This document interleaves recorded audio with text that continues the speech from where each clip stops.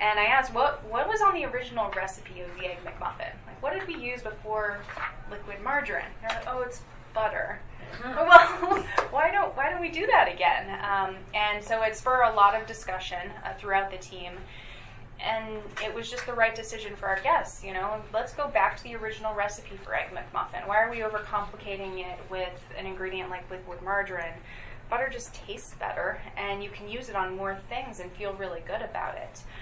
So I think that's a really good example of how we're looking at the core menu and trying to bring it along for the journey, as opposed to only focusing on the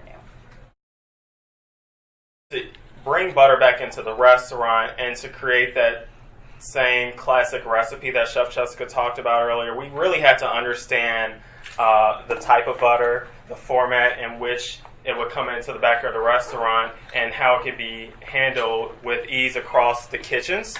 But more importantly, how it would deliver on flavor. Again, of that classic Egg McMuffin was something that we worked closely with the menu innovation team on, and then also how to best execute that on our breakfast sandwiches. So across our muffins, biscuits, and griddles. So we did a lot of work with that. We did a lot of work with our operations team to really take a look at how do we play this scenario out in the kitchen with the restaurant crew. So how are they going to apply the butter to the sandwich?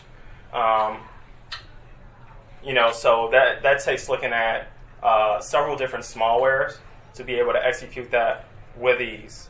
And then part of it is bringing in butter suppliers, so new suppliers to the system. And it is no easy task when you're talking about onboarding a new supplier, let alone trying to launch butter across the system.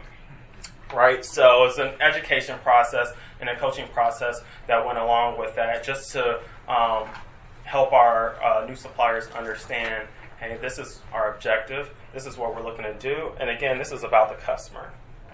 Okay?